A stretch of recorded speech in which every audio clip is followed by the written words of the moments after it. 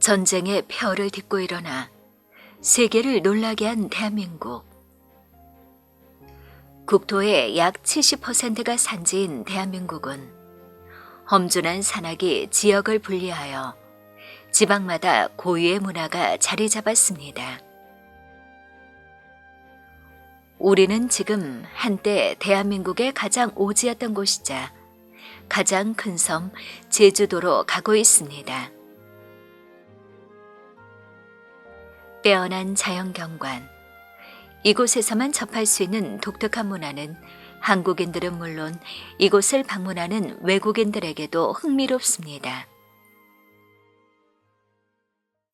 하지만 이렇게 아름다운 제주도가 아직도 전쟁 중이라면 믿어지시나요? 제주도에서는 1948년 건국을 전후하여 9년 동안 잔인한 학살과 물리적인 충돌이 있었습니다. 그때의 물리적인 충돌은 이제 없지만 오늘날에는 역사의 진실을 두고 거짓과 싸우는 전쟁이 한창입니다. 제주도에서는 어떤 일이 있었을까요? 남로당에 의해서 피살된 수법이라든지 잔인성, 참혹함이라고 하는 것은 이루 말할 수 없이 잔혹했거든요. 우리 어머니 살려주세요면서 막 뭐해가니까 이 축창으로 일리 막 찔러보니까 전 몇 년 고생했죠 어머니가. 어렵게 참 살았습니다. 아버지 없는 이 서름, 이 사삼만만 들으면 난 지긋지긋해가지고.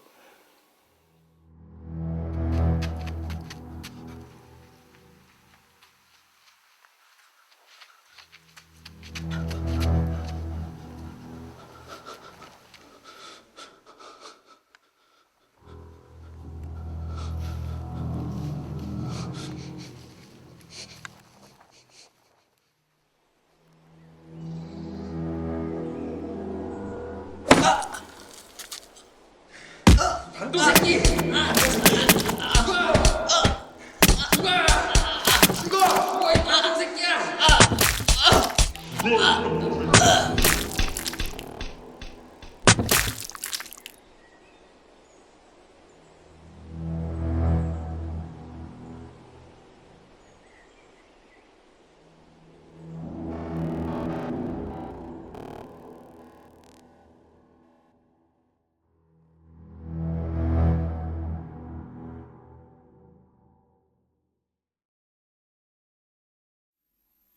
(1948년 4월 3일) 남조선 노동당 공산 세력이 일으킨 사건. 제주도 4.3 사건은 자유 대한민국 건국을 위해 재원의원을 뽑는 5월 10일 선거를 막기 위해 경찰관, 우익인사, 선거위원과 그들의 가족을 학살해 사건의 완전 종결까지 9년이 걸린 비극이었습니다. 김대중 대통령이 CNN하고 회담할 때 제주 4.3은 공산당의 폭동으로 일어났지만 무고하게 희생된 사람들이 있으니까 이런 사람들에 대해서는 누명을 벗겨줘야 된다 이렇게 말씀을 했거든요. 그때 당시 남로당 핵심자들에게는 흔히 제주도민이 다 폭도라고 했습니다. 다만 마지못해서 강제로 끌려간 사람들에게 폭도라는 말은 그때도 도민들이 쓰지 않았습니다.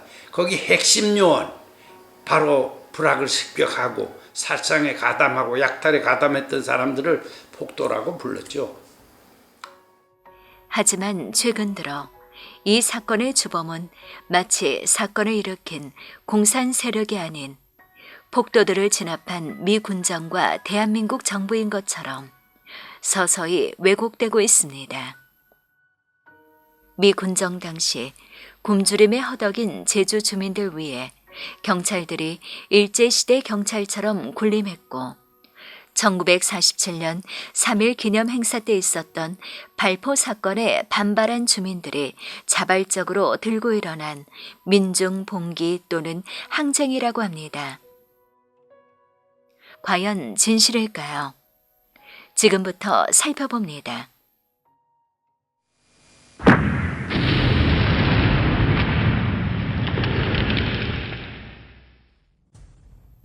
제2차 세계대전 당시 미국의 대일 참전 요청에 망설이던 소련은 1945년 8월 6일 원자탄이 히로시마에 떨어지자 8월 8일 대일 선전포고를 하였습니다.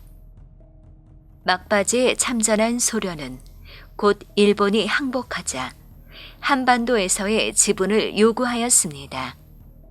그리하여 일본군 무장 해제를 명분으로 한반도의 남쪽에는 미군이, 북쪽에는 소련군이 진주에 들어왔습니다. 유엔에서는 남북 총선거 실시를 통한 한국 정보 수립을 권고했으나 소련은 이를 거부했고 북쪽을 장악해 빠르게 공산화를 진행하는 동시에 남한도 공산화하려 했습니다. 남한에는 거물급 정치인들을 비롯해 공산주의를 추종하는 무리가 많았고 그들은 소련과 북한의 지령에 따라 움직였습니다. 그들의 목표는 한반도 공산화, 적화 통일이었습니다. 남한 내 많은 공산주의자들 중 박헌영은 가장 영향력 있는 좌익이었고 북한 김일성과는 한때 정치적 경쟁자이기도 했습니다. 적화 통일을 이루기 위해 점차 그는 폭력적인 방법을 동원하기로 합니다. 1945년 9월 11일 조선공산당이 재건이 됩니다. 당수는 박헌영이었습니다. 박헌영에 의해서 건국의 흐름이 좌지우지 되게 됩니다. 박헌영이는 이 조선공산당을 통해서 1946년 10월 1일부로 대구 10월 폭동을 일으키게 됩니다. 그 배후에는 소련의 스탈린이 있었습니다. 스탈린이 거액의 자금을 대주면서 반미 선동 투쟁을 사주하게 된 것입니다. 대구를 시작으로 전국 각지에 2달에 걸쳐서 남한 사회를 쑥대밭으로 만드는 어마어마한 이러한 대구 10월 폭동 반란이 일어나게 되었습니다. 좌익의 거짓 선동에 휘말린 군중들은 경찰관의 가택을 파괴하는가 하면 경찰관과 그 가족들까지 잔인하게 살해하기에 이르렀고 공무원, 무고한 시민들까지 살해하는 등 피해가 날로 커져만 갔습니다. 공산당 조직 계열을 탄압으로 막 들어갔단 말이에요. 미군정이 경찰들을 통해 가지고 그 리스트는 일본 경찰이 가져온 리스트를 그대로 추적을 했거든요. 일제 때 공산주의한 그 블랙리스트를 그 사람들 추적을 하면 된단 말이에요. 그러니까 위기를 느끼는 게 그 위기를 느끼는 게 평양에 있는 소련 군정과 모스크바에 있는 스탈린이란 이야기예요. 미 군정청에서 빠른 속도로 진압을 하게 되면서 사실상 조선공산당의 이 조직 부서가 붕괴가 됩니다. 그래서 어마어마한 치명적인 타격을 입게 됩니다. 그래서 조직 정비와 또 체계를 서둘러서 46년 11월 23일에 조선공산당의 박헌영이 조선인민당 여운영, 또 남조선 신민당, 백남은 이런 3개의 정당이 서로 합당이 되어서 창당이 된 것이 바로 그 유명한 남조선 노동당, 줄임말로 남노당이 되겠습니다.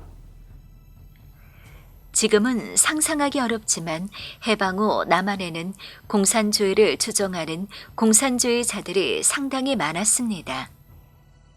놀랍게도 제주도는 남한에서 공산주의 사상의 영향을 가장 많이 받은 지역 중 하나였습니다. 먹고 살기 힘든 그 사람들 가운데서 사회주의 교육받은 사람들은 너무 좋아 보이는 거죠, 그게. 제주도가 원래 그 척박한 땅이고 그래가지고 일본에 많이 노동하러 갔고 또 엘리트는 가서 과학하면서 또 공부하러도 갔고 그런데 1917년 볼셰비키 혁명 이후에 새로운 사상이 전 세계적으로 번졌단 말이죠. 그래서 일본의 그 공산당이 상당히 활발하게 활동했던 그 지역이 오사카 지구입니다. 그런데 제주도에서 그 건너간 사람 대부분이 오사카에 거주를 했어요. 새로운 그 사상이란 말이에요. 부자 가난 없이 평등하게 살 수 있고. 그러니까 이러한 사상이 얼마나 좋으냐. 이런 거에 매료가 됐죠. 또 한 가지는 그때 레닌이 민족해방론을 주장했거든요. 그래서 민족해방론에 경도되고, 그래서 일본 공산당 노선이 우리 독립운동 노선과 일치됐습니다. 그래서 공산당이 그 좋지 않은 그 이론적 모순, 이런 것을 미처 깨닫지 못하고 그들이 선전선동술에 경도된 일부 지식인들이 서울로, 제주도로 귀향하면은 이 사람들은 애국자요, 독립운동가요, 신지식인이요, 신사상가요, 멋지고, 그러니까 자동적으로 그 사람들을 존경하게 되고 그 말을 듣게 되고, 또 이 사람들은 불하게 똑똑한 사람들을 선발해가지고 교육을 시킵니다. 이런 것으로 해서 계속 공산주의 사상을 그 의식화 학습을 했거든요. 그래가지고 제주도에 상당한 인원수들이 거기에 동조했단 말이죠. 그래서 4.3이 나기 전에 대구 폭동 후 미 군정의 진압으로 남한 본토에서의 입지가 약해진 공산 세력은 중앙정부의 행정력이 비교적 덜 미치는 섬 제주도에서 반격을 노립니다. 해가 바뀐 1947년 3.1절 기념일을 주민들을 선동하는 기회로 활용하려 했습니다. 그 당시는 남로당이 마을을 딱 장악하고 있었습니다. 1947년 3월 1일 불법 시비 사건은 남로당에서 계획적으로 주도한 사건입니다. 2달가량 전국으로 퍼진 대구 폭동을 진압하면서 공산주의자들의 잔인성을 경험한 미 군정은 좌익들이 기획하는 행사들을 민감하게 살펴보고 있었습니다.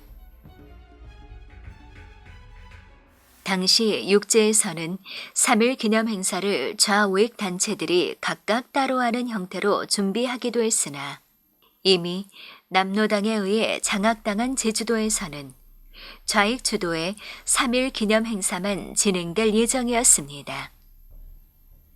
미 군정은 제주도에서의 3.1 기념 집회를 불허했고 각 단체의 기념 행사는 각 단체 내에서만 할 것, 특히 불상사가 일어날 수 있는 가도 행렬과 데모 행진을 전적으로 금했습니다. 만일의 사태에 대비해 부족한 경찰력은 육지에서 온 응원 경찰의 지원으로 보강해 두었습니다. 그 당시에 마을에선 인민위원회 남로당이 장악하고 있어서 각 마을에 그 야채이카 세포를 통해서 지령을 내리게 됩니다. 예를 들어서 어느 마을에 제주읍에서는 3.1 시위 사건에 가담하지 않으면 벌금 150엔 또는 공무를 배급하는데 불이익을 줄 거다. 이런 것이 미군정 보고서에 나옵니다. 사람들은 농촌에서 벌금 150엔을 내지 않기 위해서 또 식량 곡물 배급에 불이익을 당하지 않기 위해서 3월 1일 불법 시위에 참여토록 하게 됩니다. 왜냐? 1947년 3월 1일 집회를 불허한 경고는 무시되었고 제주 북초등학교에 수많은 인파가 몰리자 경찰들은 당황했습니다. 예상대로 공산주의자들은 3.1절 행사를 핑계 삼아 대중 선동도 했습니다. 3.1운동의 정신을 계승하여 외세를 몰아내자는 취지의 연설도 하며 반미 선동을 하기도 하였습니다. 기념 행사를 마치고 불법 가도 시위가 시작되자 응원 경찰들은 극도로 긴장하게 되었습니다. 이미 대구 폭동의 공포를 경험했던 육지 출신 경찰들은 군중들이 동료 기마 경찰을 끌어내리려는 모습을 보고 폭동으로 오인하여 발포를 하였습니다. 4.3에 대해서 얘기할 때 3.1 그 발포 사건을 제일 먼저 얘기를 하더라고, 보통 얘기하는데. 근데 그 전에 있던 것들이 있었다가 만약 3.1 발포 그것이 없더라도 분명히 이거는 다른 걸 통해서 일어났을 거예요, 반명이. 그런데 그것만이 잘못돼가지고 그때 경찰들이 잘못했다는 그런 얘기를 시작해서 하기 때문에 지금 문제가 생기는 거죠. 공산주의자들은 3.1절 행사에서 6명이 사망한 사건을 두고 각종 유언비어를 만들어 주민들을 선동하고 파업, 불법 집회, 폭력 시위 등을 통해 세력을 키워나갔습니다. 이들은 1948년 2월 유엔이 남한 지역에서만 총선거를 하도록 하자 이를 막기 위해 더욱더 폭력적인 방법을 동원했습니다. 겉으로는 한민족의 통일을 위해 단독 선거를 반대한다고 외쳤지만 남한에 자유민주주의 정권이 들어서면 적화 통일이 어렵게 되고 공산주의를 추종하는 남로당의 입지도 좁아질 것이기 때문에 이를 막고자 했습니다. 그 1948년 1월 22일 날 남로당 제주도위원회 조천지부에서 불법 회의장에서 폭동 지령문을 경찰이 압수하게 됩니다. 그 지령문에 보면은 1948년 2월 중순에서 3월 5일 사이에 제주도 전역에 폭동을 시작해라, 이런 것이. 저는 제주 4.3 사건 정부 보고서 11팀의 한 사람으로 참가한 바가 있습니다. 그래서 제주 4.3 사건을 여러분보다 좀 소상히 연구한 일이 있습니다. 제주 4.3 사건은 남로당의 제주도 땅, 그러니까 제주도 빨갱이들이죠. 이 사람들이 우리 대한민국 재헌의원 선거와 정부 수립을 반대하기 위해서 일으켰고, 더 나아가서는 남로당 제주도 땅에 조직을 수호하기 위해서 일으킨 사건입니다. 그래서 경찰들을 공격하고 경찰 가족, 우익 인사, 그리고 선거관리위원들을 살해한 그런 사건이 되겠습니다. 좌파들은 민중봉리라고 하고 우파들은 반면 남로당 제주도당이 일으킨 반란이다. 그러면 국민들이 이제 혼란스럽단 말이에요. 그렇죠? 남로당 제주도당이 반란을 일으킨 것은 분명한데 그걸 정확하게 입증하기 위해서요. 우리 대한민국은 제주 4.3 특별법을 2000년에 만듭니다. 김대중 대통령 때 만듭니다. 그 특별법이 헌법에 위반되지 않느냐, 그래서 헌법재판소에 헌법 소원을 냈습니다. 2001년도 헌재 결정이 지금 있습니다. 2001년도에요. 우리 헌재재판관은 9사람입니다. 9사람인데 전원일치로 뭐라고 말하느냐. 제주 4.3 사태는 남로당 제주도당이 일으킨 반란사건이다. 9사람의 전원일치된 견해예요. 따라서 그 결정은 너무나 분명한 것이죠. 거기서 그 4.3 사건의 본질을 말하고 있습니다. 선거 방해를 위해 공산주의자들은 잔인하고 야만적인 방법을 동원했습니다. 공산주의자들의 표적은 선거를 준비했던 선거위원, 치안을 담당했던 경찰, 심지어 기독교인 등이 있었고 부녀자와 아이들을 포함한 그들의 가족들 역시 학살의 대상이었습니다. 아버지, 여기에서 꼭 지내야 돼요? 할아버지 말씀 잘 듣고 조금만 기다려. 네. 여름 지나면 꼭 금방 돌아올 거니까. 네.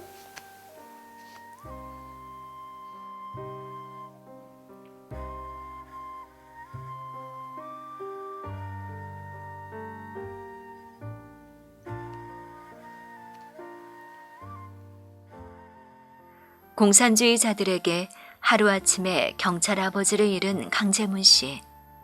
그날의 기억은 아직도 생생합니다.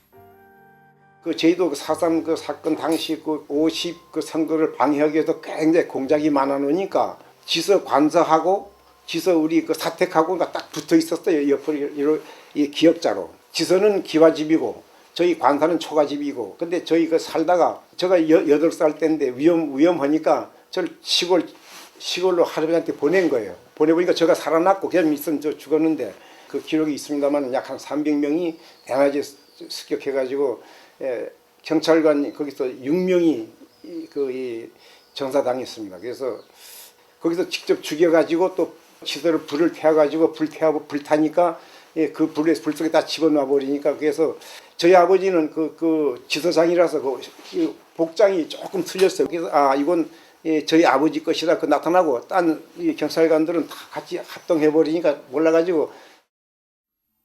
좌효남 씨 역시 4.3 사건이 일어나 경찰이었던 부친을 잃었습니다. 두모지서라고 있었습니다. 두모지서. 거기서 연락이 왔어요. 경찰관이. 지금 사고 났으니까 빨리 가봐야 된다고. 그래서 이제 우리 어머니가 금방 난 그 우리 막내 동생을 아기를 업고 이제 가는 거죠. 그 당시 아버지가 어딜 근무했냐면 조천 파출소에 근무를 했었어요. 가보니까 도저히 알아볼 수가 없을 정도로 비참하게 그냥 돌아가셨어요. 총을 맞았는데도 그냥 또 총을 막 쏘았다는 거예요. 그러다 보니까 그놈들이 와가지고 또 그냥 그 죽은 시체에다가 그냥 막 총을 막 그냥 해가지고 그냥 완전히 막 그냥 그 형체를 알아볼 수 없을 정도로 막 비참하게 돌아갔다 그런 얘기를 들어가지고 참 이거 참 공산주의자들은 자기들 기준에 반동이라 생각되는 이들을 무자비하게 죽였습니다. 이도종 목사님은 1948년 6월 18일 순회 목회 중이던 인성교회를 향해서 이곳을 지나가게 되었습니다. 그런데 이곳을 지나가기 전 그날 토벌 작전을 나왔던 고산지서 팀하고 교류하게 되었는데 그분들 말씀이 오늘은 분위기가 상하니 목사님 안전하게 일주도로를 이용해서 가시는 게 좋을 것 같습니다 하라는 지휘자로부터의 그 충언의 말씀이 있었는데 이곳으로 오신 겁니다. 목사님은 항상 그 4.3 와중에서도 내가 하나님의 종인데 감히 그들도 사람일진데 나를 어떻게 하겠느냐 하는 그러한 단대한 그런 자세였습니다. 그래서 이곳을 지나는데 마침 매복 중이었던 폭도들이 나와서 목사님을 이제 납치했고 그들의 초소가 있는 곳으로 가서 신분을 밝히고 모든 내용을 얘기했음에도 목사라는 신분 때문에 미제 서양 문물을 가지고 온 자기들하고는 적대시되는 그러한 신분이었기 때문에 목사님한테 회유를 했습니다. 당신이 하나님을 진정 믿는 종이라면 우리가 이 전쟁에서 최종적으로 승리할 수 있도록 기도해달라. 그랬을 때 목사님은 구차하게 나 혼자 목숨을 연명하기 위해서 마음에도 없는 기도는 더더욱 하기 싫소. 이렇게 하자. 이런 자는 총으로 쏘아 죽이기는 총알도 아까우니 그냥 생체로 파묻어 버려라 해서 이 부근으로 와서 이제 생매장으로 순교를 당하셨습니다. 그때 일제가 패망하기 직전에 제주에 한 7만 명의 일본군들이 주둔하고 있었는데 지역마다 이런 중산간 지역마다 개인 참모들이 많이 있었습니다. 깊이는 약 한 1m 한 20 정도 되는 깊이로 사람 하나가 들어가서 몸을 숨길 수 있는 그러한 참모가 많았었는데 그 참모 하나를 이용해서 여기서 생매장으로 순교를 당하신 겁니다.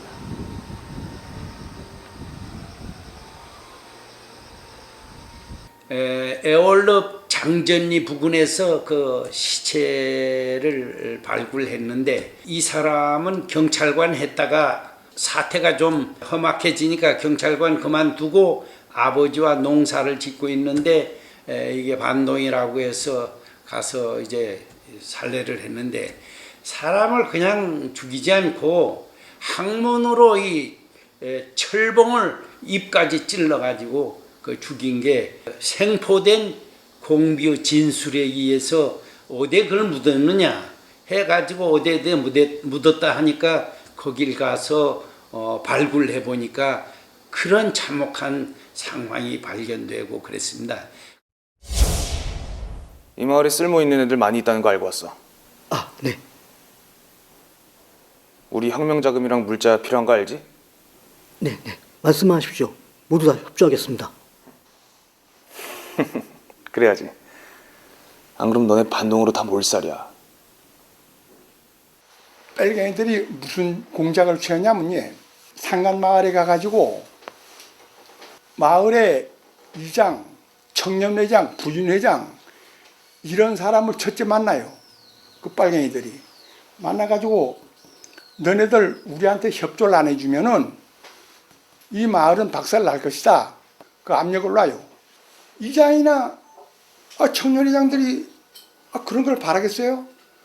아이고 살려주시오 우리가 뭘 도와주면 됩니까 하면 그 쌀도 내놓고 말이지 그 돼지 기름당은 또 이제 내놓고 말 경애야 우리가 먹어 살 거냐 그래서 그 가져가는 거예요. 안 주면은 그 죽이는 거예요. 그리고 또 협조를 해주면은 살려주는데 그 마을의 정보를 전부 입수하는 거예요. 여기에서 누구 집 누구 아들이 좀 똑똑하고 말 잘 듣고 헌놈이다 하면 그놈을 이제 잡아다가 이제 세뇌 교육을 시키는 거예요. 자기네들이 빨갱이들이 그래가지고 자기네들 짝을 만드는 거예요. 자기네 편을 만드는 거예요. 야, 너 우리랑 같이 혁명 투쟁한다고 그랬지? 그럼 어디 혁명 전사인지 아닌지 나한테 증명해봐.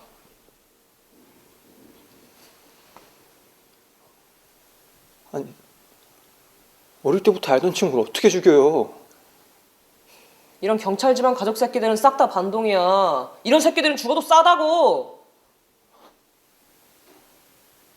그래도 이거 좀... 하나 이 새끼가. 너도 반동이야? 이딴 반동 새끼 하나 못 죽이면 너도 똑같이 반동으로 죽는 거라고.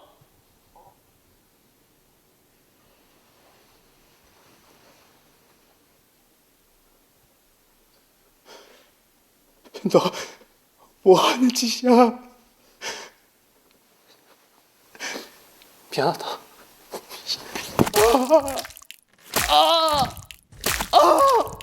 인원 보충을 해야 되잖아요. 그래서 습격 들면은 거기에 젊은 놈들을 납치해다가 거기에 이제 성분 분석을 합니다. 요 놈은 우리 쪽이다. 요 놈은 완전히 반동 가족이다 하면 그 납치한 애들 보고 저 반동 한두 놈을 해서 창으로 찔러 죽이도록 이렇게 합니다. 그러면은 공포감이 조성될 거 아닙니까? 도망갈 생각을 못하고 나는 살인자다. 이런 생각에서 아예 도망가지 않고 더 적극적으로 해야 의심을 안 받고 그렇게 해서 그 아주 잔인한 방법으로 인원 보충도 하고 보복도 하고 그렇게 했습니다. 전 불악, 제주 각 읍면별 각 불악마다 그 사상이 문제가 되는 사람 다 많이 있어요. 그래서 서로가 서로 밀고를 하는 거예요. 저기 어디 숨어 있다, 어디 있다. 그 주위에서 안 가르쳐주면 집도 모르거든요. 그냥 집도 가르쳐줘 버리고 그렇게 해서 죽고 그랬었어요. 그리고 부녀자 납치 경우에는 그건 상상을 할 수 없을 정도로 성폭행이라든지 이런 것을 도두리의 출신 여자들 겪은 증언을 보면은 그러니까 제가 이런 말을 하고 싶지 않습니다. 너무 잔인해서. 자기네 말 안 들면은 죽이든지 해코지를 하는 거예요. 막 그냥 초가집 다 불태워버리고 막 그냥 그럴 정도로 막. 그때 당시에 아버지는 뭘 하셨냐면은 동네 청년대 부단장을 하셨다고 합니다. 그 폭도들은 저놈 잡아라. 그러니까 아버지는 그냥 죽으라고 집으로 들어가는 순간에 거기서 잡아가지고 그냥 마구 그냥 배 따지고 얼굴이고 막 찔러댄 거예요. 거기는 몇 사람이 들어왔고 여기는 아버지 혼자. 저희 아버지하고 형님이 돌아갔습니다. 이 폭도들이 내려와서 잡아갔어요. 아버지는 목에 배가 감겨 있었습니다. 목 졸라 죽일 것 같고 형님은 목이 잘라진 거 보니까 칼로 자른 것 같아 봤어요.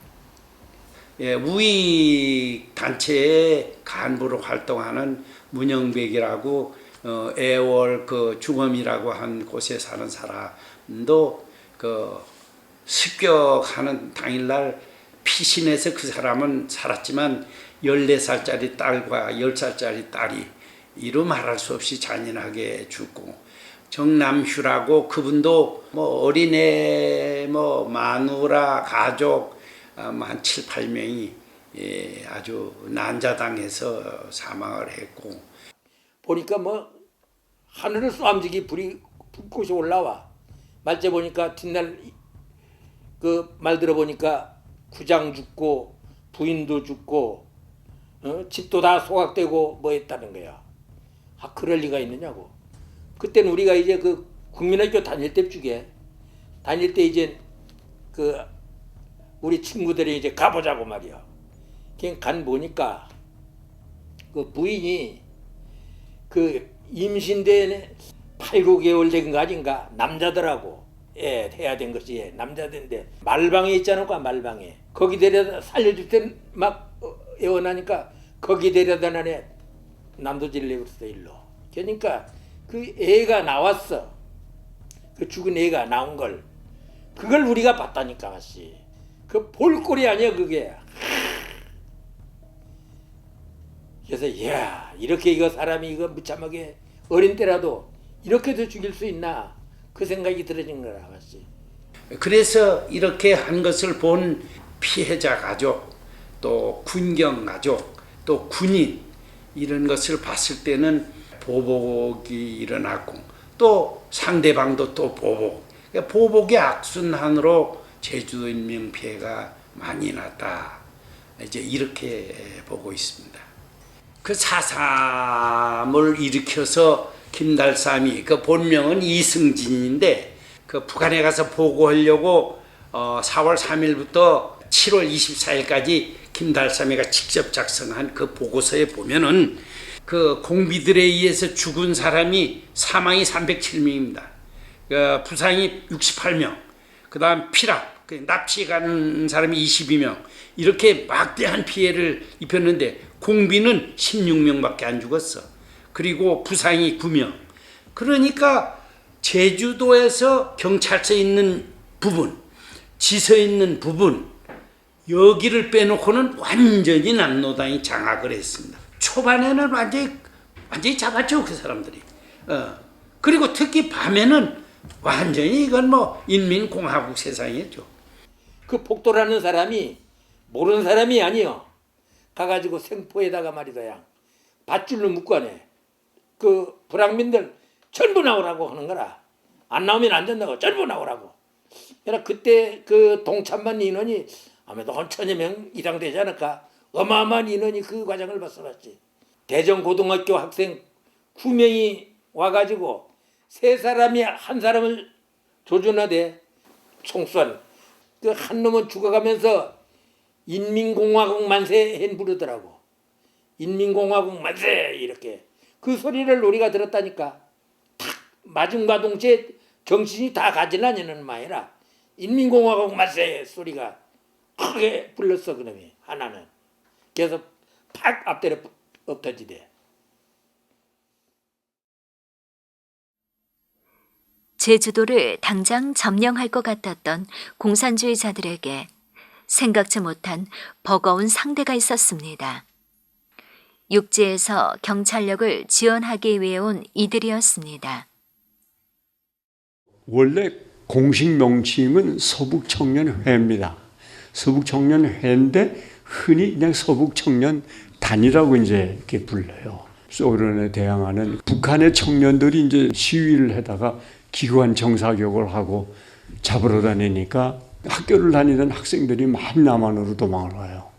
토지개혁하는 것을 보고 종교 탄압하는 것을 보고 반동이라고는 우익인사를 숙청하는 것을 보고 공산당에 대해서 싫은 사람들이 월남을 했죠.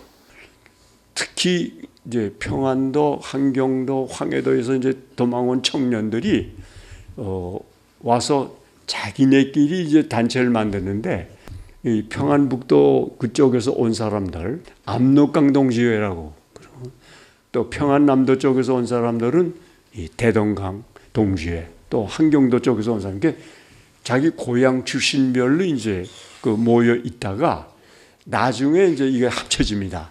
근데 어떻게 하냐면 그러면 여기 와서 어디 가서 아무래도 잠을 자고 또 누구 독지가가 나타나서 조금 주면 이제 밥을 먹는단 말이에요. 그러면 밥값을 해야 돼요. 그러면 뭐냐면 고향별로 모여가지고 그런데 출동해가지고 좌익들하고 싸우던 비투게 싸우던 그런 사람들이 이거 이대로 있으면 안 되겠다. 그래가지고 합친 게 서북청년회입니다.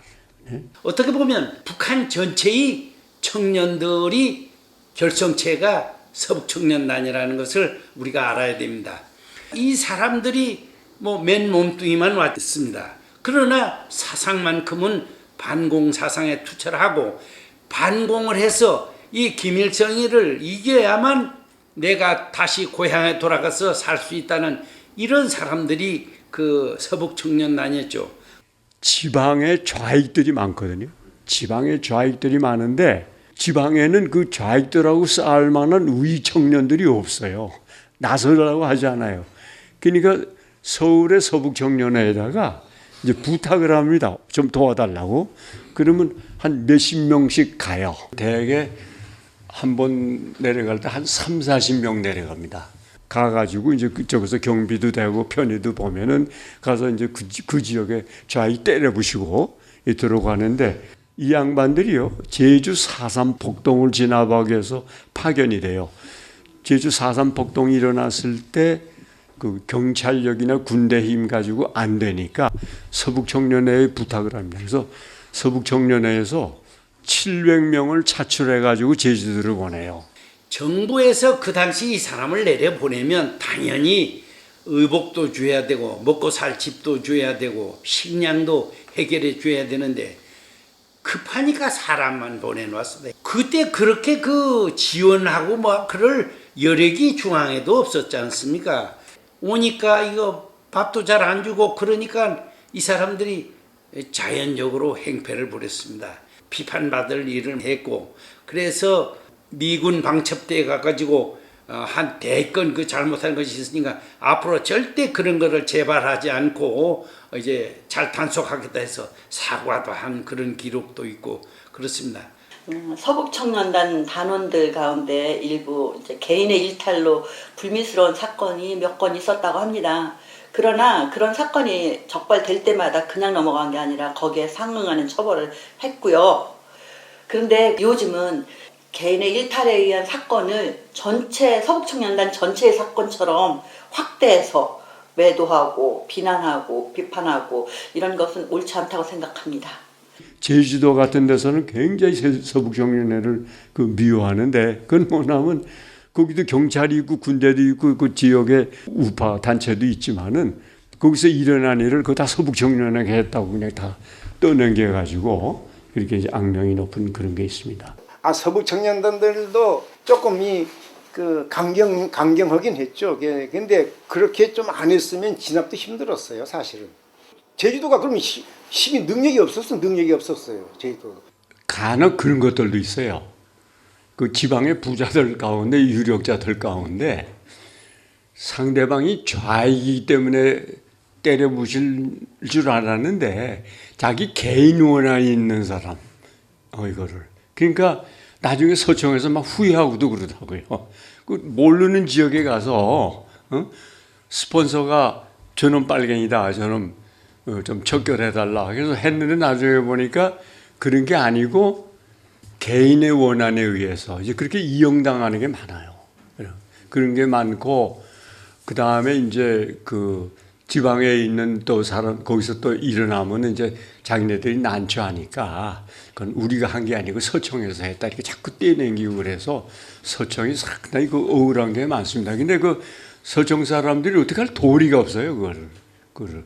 한라산이 워낙 이 제 섬이지만 넓어 놓으니까 한라산이 넓어 놓으니까 어느 마을에 어떻게 될지 몰라가지고 이놈들 그냥 뭐 서해 갔다 동해 갔다 버쩍버쩍 하니까 이 빨갱이들이.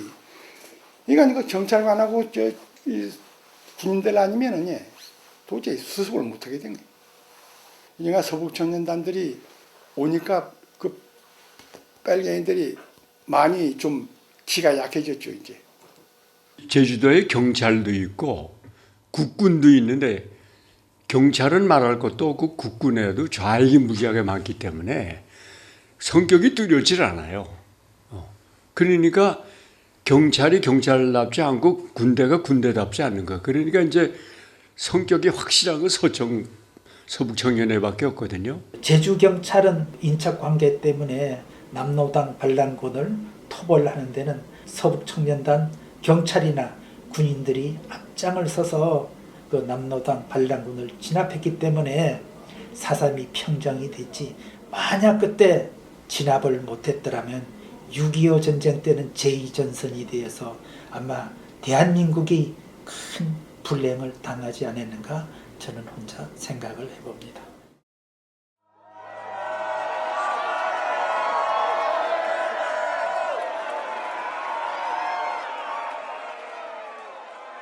제주도가 혼란 속에 있었던 1948년 8월 15일, 대한민국은 자유민주주의 국가로 탄생했습니다.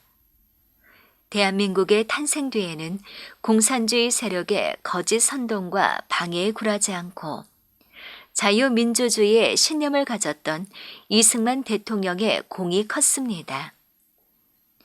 자유민주주의 대한민국 건국에 성공하자 북한과 남한 내 공산주의자들은 이승만 대통령을 더욱 증오했고 그 영향은 아직도 대한민국에서 좌익을 중심으로 이어져 오고 있습니다. 남로당은 완전히 적화 통일을 이제 목적으로 한 건데 그렇게 그 남로당이 악착같이 반대했음에도 불구하고 재헌의원도 선출했고 대한민국도 8월 15일 건국돼 있잖아요. 북한처럼 이 사람 지지하면은 백색함에 이 사람 반대하면은 흑색함에 투표지를 넣는 뭐 협박 투표고 이런 흑백 투표가 아니고 우리는 그때 직접 평등, 비밀 이런 그 원칙 하에서 이렇게 해서 대한민국이 떳떳이 탄생하게 된 거 아니겠습니까? 이것에 정통성을 부여하지 않고 아니 그 흑백 투표 해가지고 한 북한에가 정통성이 있어서 대한민국은 태어나서는 안 될 나라라든지 정통성이 대한민국에 없다라든지 이런 사람들 얘기하면 그 사람들 뭐 대학 나왔다고 하는데 헛공부한 거죠. 그게 자세히 보면은 우리 대한민국은 정말 위대하고 자랑스러운 나라다. 정통성도 대한민국에 있다. 그래서 우리가 지금 이만큼 잘 살고 세계로. 제주도에서 공산주의자들은 주민들과 섞여 있어 그들을 토벌하기에 어려움이 너무 많았습니다. 산에 숨어 지내다가 밤이 되면 마을로 내려온 공산주의자들은 약탈, 살인, 주민 포섭 등을 하고 새벽이 되면 다시 산으로 올라가기를 반복했습니다. 1948년 말이 되자 군대에서는 주민들과 공산주의자들을 분리하기 위한 조치로 소계령을 내렸습니다. 소계령이란 공산주의자가 아닌 주민들을 분리해 해안 쪽에서 임시로 지내게 한 것을 의미합니다. 중산간 마을 사람들에게 해안 마을로 내려가라. 그래서 이제 읍면동 리를 통해서 이제 공문을 하달시켜요. 이 소계령은 한라산에 있는 그 남로당 인민유격대 빨치산과 양민을 이제 분리해서 남로당 인민유격대와 우리 대한민국 정부군 사이에 전쟁터가 되는 중산간 지역에 있는 주민들을 안전하게 대피시키기 위하여 소계령이 내리게 된 겁니다. 무슨 초토화 작전에는 전혀 관련이 없습니다. 또 말을 안 들어요. 말을 안 들었기 때문에 위험하니까 내려오라면 내려와야 될 건데 안 내려오니까 또 밤이면 또 쌀도 그래 줘요. 쌀 주고. 산라니까 산으로 이제 올라가는. 서민들이 이제 그 산으로 올라가면 같은 폭도가 되는 거예요, 이게. 남로당들이 악선전을 했거든요. 내려가면 다 죽인다. 이러니까 그 주민들이 아이고 나 그 옛날 쌀 한 말 주었던 그 밑에 내려가면 또 내가 죽게 되겠구나 이렇게 겁에 질려가지고 한라산으로 숨었거든요. 그런데 이 토벌대에서는 이것은 왜 산간부락에서 소개하라고 했는데 소개하지 않았느냐. 거기서 발견된 것은 공비로 간주해서 전부 사살한다. 이렇게 해서 많은 희생이 있었죠. 그때 희생된 사람들을 전부 나쁜 사람으로 볼 수는 없습니다. 그래서 무관 희생이 많은 거죠. 그걸 그 당시는 그 정부가 아주 그냥 그 질살 안 잡혀놓으니까 요즘 같으면은 그 뭐 다 저 차근차근 처음부터 조사를 전부 해가지고 해야 되는데 그 당시 하도 급해놓으니까들은 그냥 억울하게 가서 죽은 사람들이 그렇게 많은 거예요, 그 당시. 해안 마을에서는 그 남로당 빨치산들을 마을의 공격을 방어하기 위해서 마을마다 방호벽 돌성을 쌓게 됩니다. 돌성. 마을 사람들이 윤번제로 돌아가면서 성담을 지키게 됩니다. 남자들이 모자라서 또 여자분들 밤에 나가서 성담을 이제 지키게 돼요. 보초를 서는 주민들도 괴롭지만은 그 성담을 만들 때 사람이 힘으로 손으로 했으니까 그 당시에 사람들이 고초가 진짜 많은 것을 어떻게 고생을 참아내는지, 또 주민들이 보초를 설 때 자기 아버지 그 당번이면 아버지가 아팠을 경우에는 7, 6살짜리가 대신 보초자 죽창을 들고, 그런 사례는 제가 우리 동네 친척들로부터 많이 들었습니다. 아버지 대신 보초를 사례 갔다는 이야기를. 그 남원리에는 강학송이 증언하면 자기 부친이 보초를 서고하는 그런 책임자였었는데 습격을 해가지고 사지를 도막도막 토막을 내고 그 다음에 성기를 잘라가지고 입에 물리고, 그래서 그 시체를 업고 오는데 피가 흘러서 그때 고무신을 신었는데 고무신이 미끄러서 집까지 운반하는데도 고무신이 벗겨질 정도로 그렇게 했습니다. 우리 아버지가 보초 당번이라 마시. 남문 경비초소로 그 폭도가 81명이 들어온 거라. 7사람이 여기서는 무기가 뭐냐면 축창을 들었거든 마시. 거기서는 폭도가 무엇을 가져왔느냐면은 철창을 갖고 들어와서 마시. 여기가 이거 숫자상으로도 도저히 상대가 될 수가 없는 일이라. 그런데 폭도요 하니까 이제 눈치 빠른 사람은 도망가 버리고, 우리 아버지만 거기서 이제 대항하다가 상대가 될 겁니까 이게. 걔는 우리 아버지가 가지고 있는 건 축창이라 말이다. 대를 깎아가지고 만든 축창. 이러니까 그 자리에서 직사를 해버렸으니까 지금 이제 그 호적 등본에도 그게 다 이제 그 기록이 됐는데. 대한민국 건국 시기에 경찰과 군인들 중에는 공산주의 사상을 추종하는 이들이 있었습니다. 제주도 경찰들 중에도 동료들을 배신하고 좌익과 합세해 산으로 간 경우가 있었고, 군인들 중에도 집단 탈영에 좌익과 합세한 경우가 있었습니다. 이러한 반역 행위는 진압 작전에 큰 어려움을 주었고, 주민들도 군경을 믿지 못하는 상황이 되곤 하였습니다. 5월 20일 이 부근에 이제 구연대가 당시 국방경비대 구연대가 주둔하고 있었는데 그것을 탈영한 41명이 경비 지원차 온 것처럼 위장을 하고 습격해서 무기도 탈취하고 순경을 사살하고 무장대 산으로 가서 폭도들과 합류한 그러한 아주 기가 막힌 연유가 있는 그러한 곳입니다. 공비들은 혼란을 틈타 주민들의 민심을 흔드는 민심 이반 작전을 구사하기도 했습니다. 당시에 이 남로당 반란 세력들은 경찰과 군인들을 사살했을 때 그들의 옷을 뺏어서 자기들이 입었다라는 사실, 그리고 의도적으로 그 옷을 입고 양민들을 왜 학살을 했을까요? 그것은 전형적인 민심 이반 책동이라고 말할 수 있습니다. 이것은 오래된 역사입니다. 그래서 아무것도 모르는 제주도 양민들이 그것을 봤을 때 누가 봐도 이것은 국가폭력이 될 수 있죠. 경찰과 국군이 쏴 죽였다고 다 생각하지 않겠습니까? 그것은 의도하는 것입니다.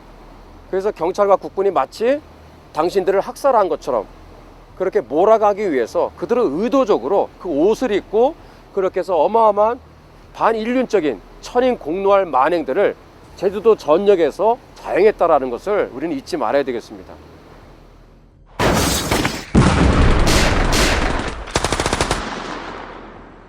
대한민국은 건국 후 2년도 채 되지 않아 최대 위기를 맞습니다. 1950년 6월 25일 기습 남침을 한 북한은 2달 만에 남한 대부분의 지역을 점령했습니다. 6.25 당시 그 피난민들이 제주도에 어마어마하게 왔어요. 그 당시에. 갔다가 피난민들이 그냥 너무 많아 놓으니까 한 집에 10사람씩 배당을 시키는 거야. 그러면 한 집에 무조건 10사람씩 와가지고 오면 10사람, 뭐 어떤 때는 10사람 넘는 집도 있고. 야, 그러면 이제 먹는 거 줘야지. 그 자는 거 이제 다 잠자리 해줘야지. 그 당시 제주에 돼지, 화장실에 돼지 들어가는 자리 수박이에요.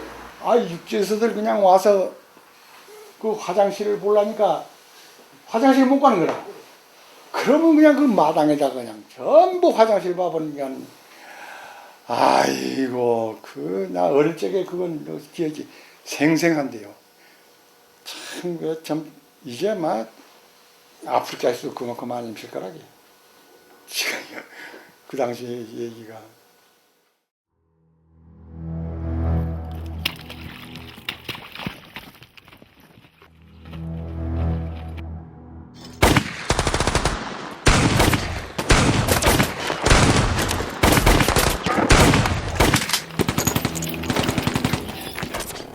제주도의 무장공산주의자들은 1949년 중순경 대부분 소탕된 것으로 인식되었고 그 즈음 그들의 공격도 뜸해졌으나 6.25 전쟁이 일어나자 이런 상황에 고무된 공산주의자들의 공격은 곧 재개되었습니다. 6.25 때 낙동강 전선으로 우리가 몰렸잖아요. 그때 만약 이것이 그 대구, 부산하고 제주도만 이게 무너지면 대한민국이 역사에서 사라지게 됐단 말이야. 그때 남로당, 제주도당은 읍면별로 인민군 지원 환영회라는 걸 만들어 가지고 한라산에 있는 빨치산을 지원하고 거기에 뭐 물자도 공급하고 또 그들과 합세해서 마을 공격을 했어요. 엄청 공격했어 그때. 응? 습격이 56회. 6.25 나와서 14개월 동안 33개 마을을 공격했고 관공서 방화 4개소 민가소 실이 324동이야.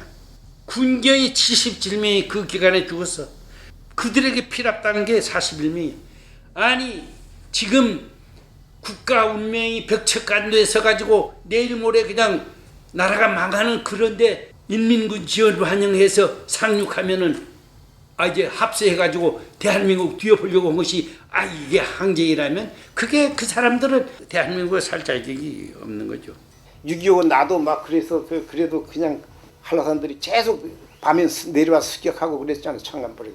할아버지한테 살 적에 그 밤에 그 상간부라기가 습격이 들었어요. 습격 들거나 이런 것들은 그 경험을 좀 많이 했어요. 제주도 같으면 이 소먹이 하는 이 지금 집들 막 다 못하는 그 사이에 가서 나 숨어가지고 하룻밤을 지낸 사실이 있어서 그래서 습격 들었다 하니까 빨리 숨어라 해가지고 그러니까 습격 들으면 그런 놈들이 와가지고 일단 그 목적지를 목격한 집을 갖고 와요. 어느 집이다 해가지고 거기서 가면은 쌀 갖고 쌀로고 소고 또 이 그냥 말이나 소나 다 끌고 가버리고 또 그 소에다가 먹을 거 다 싣고 가요.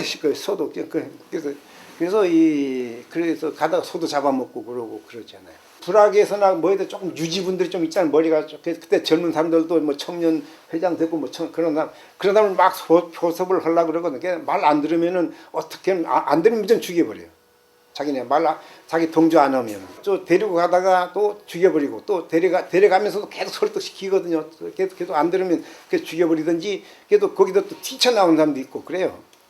왜 반란이라고 하느냐면 대한민국 정부가 수립된 48년 8월 15일 이후에 관공서 계속 공격했죠. 그것도 무장 세력 또 민가를 공격해서 사람을 죽였죠. 납치했죠. 식량 약탈했죠. 집 그때 초가집들이에요. 집단적으로 그러니까 방어하면 한 집 불 붙이면 다 불악 전소되는단 말이에요. 그 이렇게 다 불태우고 경찰 군인 죽인 것이 대한민국 군경을 쏴 죽인 것이 그게 반란이 아니면 뭐 그게 무슨 항쟁이냐 그야. 지금 대한민국에서 어떤 무장부대 한 500~600명이 해서 마을 공격하고 관공서 공격하고 군경 살해하고 약탈하고 하면 그게 반란이지. 아 그때나 지금이나 뭐가 다른 게 있습니까? 그렇기 때문에 저는 대한민국이 건국되기 전부터 시작된 4.3 사건은 6.25 전쟁까지 힘겹게 치르던 신생 대한민국이 감당하기엔 너무나 벅찬 사건이었습니다.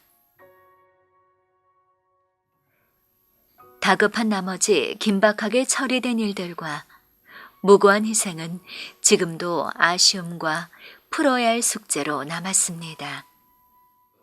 이게 그 게리라 전이기 때문에 토벌대에게 그 3,000명 핵심자, 주동자 요런 것만 쪽지까지 선별을 할 수 있는 전능한 능력이 없어서 이것은 조기에 진압은 해야 되겠고 하다 보니까 상당히 억울한 사람들이 많이 이제 희생되다.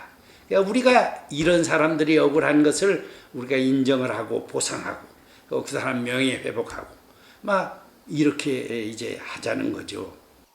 저는 뭐 이렇게 제주도에서 태어났고요. 태어나 보니까 이렇게 교회를 다니고 있어가지고 할머니 때부터 이렇게 신앙생활을 했었어요. 어느 순간 이렇게 여러 가지를 알게 된 가운데 할아버지에 대한 것들을 알게 됐어요. 나중에 알게 된 것이 할아버지가 4.3 사건의 뭐 같은 주역이었던 서귀포 남로당 책임자였던 거죠. 그래서 남로당이 먼저 이게 세력을 취합해서 여기서 제주도를 완전히 적화시키려고 했던 거죠. 그래서 제주도에서 완전히 위로 올라가면 지금 이 민주주의가 아예 없다고 생각할 정도로 됐는데 남로당을 분명히 잡아서 없애야 되는 건 맞는데 잡아서 없애는 과정 중에서 너무 무고한 사람들이 많이 죽은 거에 대한 것을 얘기해야지 무조건 경찰들이 뭐 무조건 잘못했다는 그런 말을 하는 것 자체는 그건 제가 봐도 전 아니라는 생각이에요. 그거는 잘못된 얘기고 그렇게 하면 뭐 지금 이 나라가 존재하지 않을 거라는 생각이 듭니다. 사실은. 근데 억울하게 죽은 사람이 있긴 있어요. 그래도 그렇게 제압 안 했으면은 우리나라 지금 이런 자유민주주의가 안 됐을 거예요. 왜 안 되냐면은 6.25 부산까지 내려가는데 제주도가 빨리 공산화 사회주의가 되겠다 했으면은 말이야. 그뭐 연료 치고 올라가면 뭐 그냥 끝이지. 그래서 지금 우리 우리 국가가 지금 있는 존속하는 것이지. 그 당시 여기 강경 진압 안 했으면은 진짜 이 우리나라 지금 존속이 힘들었을 거예요. 그래서 건국했고 우리는 이렇게 자유롭게 대통령을 욕해도 되는 나라. 근데 반대로 남로당이 그렇게 추구했던 북한은 말 한마디 잘못하면 고사총에 날아나는 그런 세상, 300만이 굶어 죽는 그런 세상을 맞았다. 그래서 어떻든 대한민국은 자랑스럽고 위대한 나라다. 지금까지 이룩한 이런 사람에 대한 그 고마움, 이런 것을 반드시 이제 느껴야 되는데 대검찰청 수사국에서 좌익사건 실록이라고 하는 11권의 책을 출판을 했는데 제가 그것을 보니까 해방 때부터 6.25 전날까지 50년 6월 24일까지 그 나라를 세우고 지키려고 해서 죽은 군경 숫자가 8,823명입니다. 민간인은 얼마나 더 죽였겠습니까? 그 8,824명이 희생 후에 대한민국이 그 6.25를 극복하기를 6.25 때 죽은 사람은 이루 말할 수 없고 6.25 전날까지 그렇게 됐다. 그리고 해방서부터 48년 8월 15일 대한민국이 건국될 때까지 977건의 남로당이 폭동, 테러, 습격 이런 것을 극복하고 대한민국을 이룩한 나라입니다. 그냥 공짜로 어느 날 뚝딱 이렇게 난 나라가 아니라는 거. 즉 말하자면 제주도 4.3 사건은 현재에도 진행 중입니다. 정확한 발발 원인과 성격에 대한 정의는 왜곡되었고 남로당에 의해 대한민국이 테러당한 사실보다는 대한민국 군경이 무고한 양민을 학살했다는 식으로 가해자와 피해자가 뒤바뀌고 있습니다. 과거를 지배하는 자가 미래를 지배한다. 그런 말이 있습니다. 과거의 역사를 어떻게 이해하고 어떻게 해석하느냐에 따라서 미래의 역사가 결정된다고 하는, 굉장히 무서운 말이거든요. 사람들이 역사를 왜 날조하고 왜 거짓으로 왜곡할까요? 그것은 자신들이 원하는 미래의 정치적인 목적을 이루기 위해서 그 명분을 과거의 역사에서 그것을 끌어오기 위한, 거기에는 무서운 의도가 숨어 있다는 것입니다.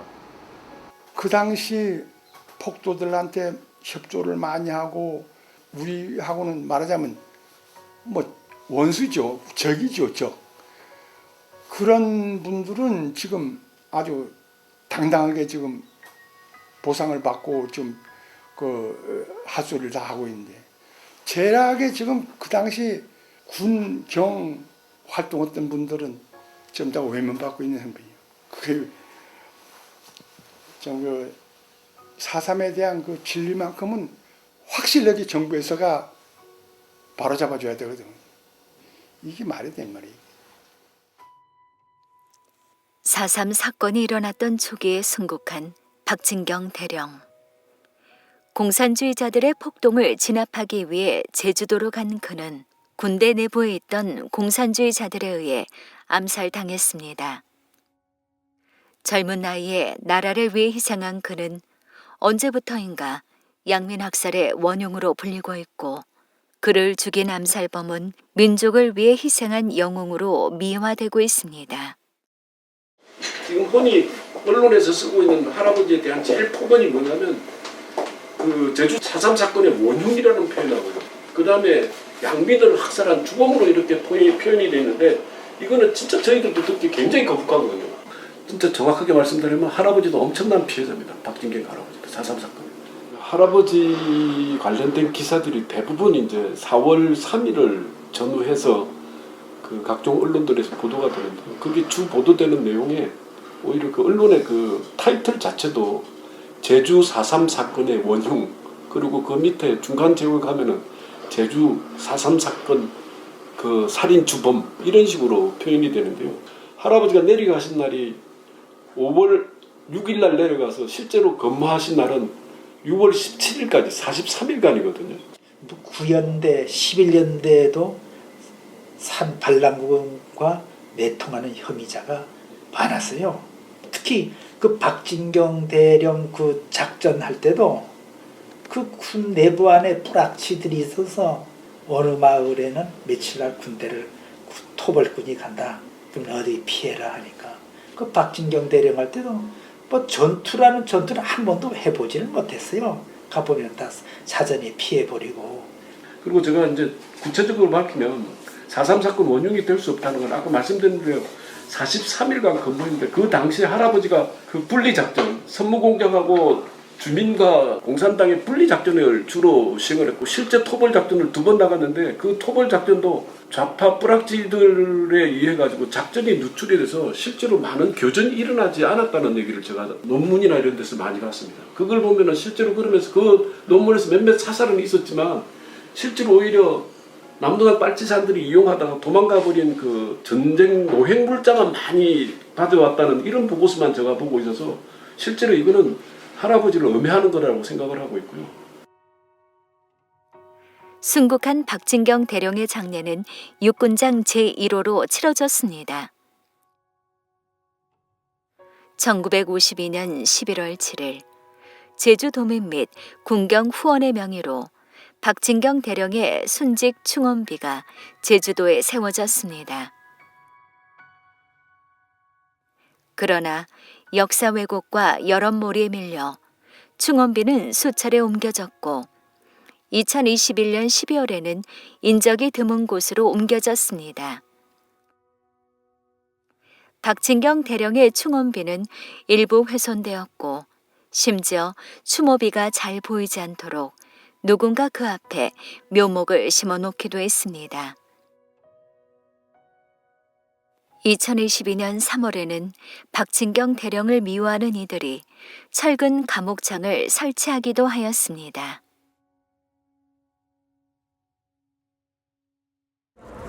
안녕하십니까. 저는 제주 4.3 사건 재정립 12년대 전민정 대표입니다. 건국을 방해하고 자유민주주의를 공격한 자들은 희생자가 될 수 없습니다. 또한 무고하지 않은 희생자에게는 보상을 해줄 수 없습니다. 작년 제주 4.3 특별법이 개정되었는데 1인당 9천만 원까지 보상하게 되었습니다. 원래 그 4.3 희생자는 2000년도에 취지가 화해와 상생을 위해서 정치적으로 빨갱이 딱지는 떼어주자 이런 취지로 희생자를 범위를 넓혀놨는데 이제 와서는 20여 년이 지나서는 법적으로 보상까지 해주겠다 이런 겁니다. 그 보상 문제가 이게 언젠가는 이게 좀 밝혀져야 될 건데 진짜 피해 본다는 보상 받아야죠. 국가가 보상해주고 다 그런 건 당연한 건데 이게 그렇지 못할 사람들이.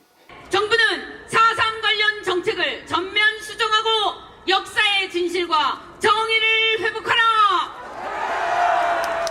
4.3 공산 폭동 반란에 가담했던 수용자, 교전 중에 사살된 자, 월북자, 도주자 등에 대한 보상급 지급을 반대한다. 지금 이 4.3 유적 공원에도 저희 아버지 명패도 있어요.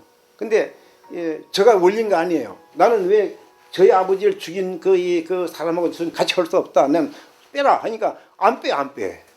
비석에도 써 있고 또 위패도 또 모셔 있고 다 있어요. 자기네가 마음대로. 다 같이 이건 똑같은 피해자다 해가지고 그렇게 올린다. 그래서 그런 뜻에서 한 것 같아요. 그냥 내리라도 안 내려요. 2000년 1월에 제주 4.3 특별법이 제정이 됩니다.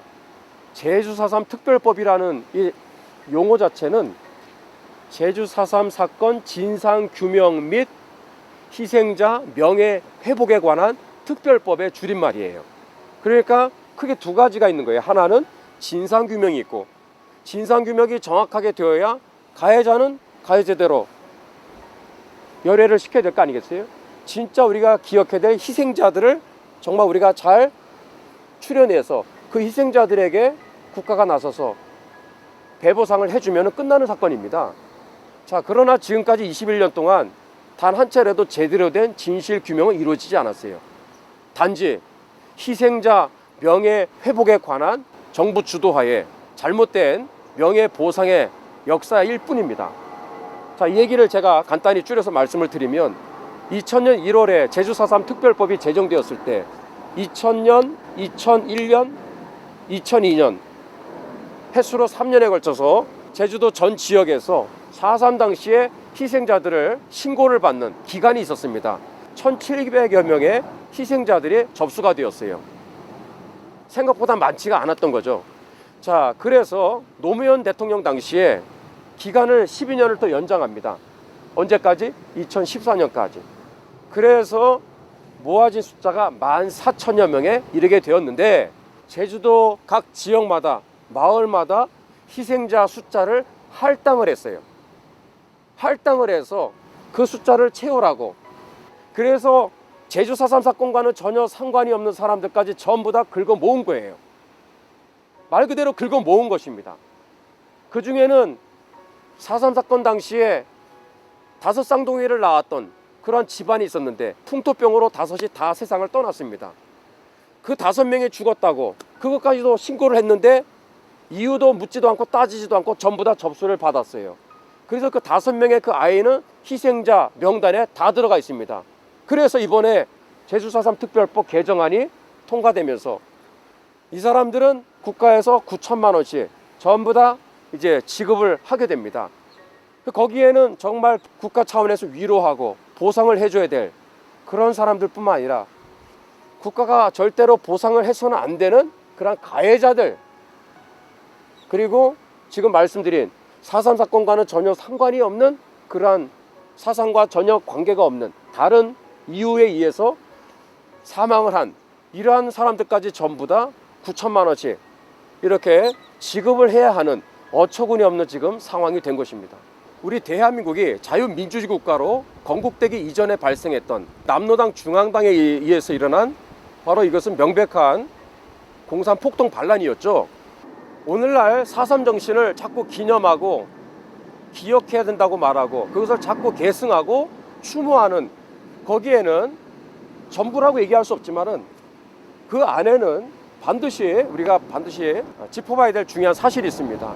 그것은 먼저 꿈을 꾸었다고 하는 이유 하나 때문에 제주도는 처참한 죽음과 마주해야 했다라고 말하고 있어요. 그리고 통일정부의 꿈은 바로 이념의 덫에 의해서 무너지게 되었다. 먼저 꿈을 꾸었던 사람들이 있었다라는 얘기고, 그리고 그 꿈은 이루어지지 못했다라고 하는, 미완성으로 끝났다라고 하는 얘기 아니겠어요? 그 미완성의 그 꿈은 무엇일까요? 바로 공산 통일이 되는 것입니다. 북한에 이어서 남한 전체도, 이 대한민국 남한 땅덩어리 전체도 바로 공산 통일을 이루어야 되는데, 겉으로 평화로운 제주도에는 아직도 밝혀야 할 진실과 풀어야 하는 숙제가 많습니다.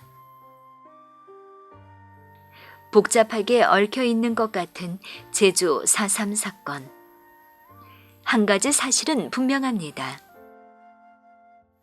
애초 남로당에 의한 국가 전복 시도와 학살이 없었다면 수많은 제주도 주민들의 억울한 죽음이나 희생은 일어나지 않았을 것입니다.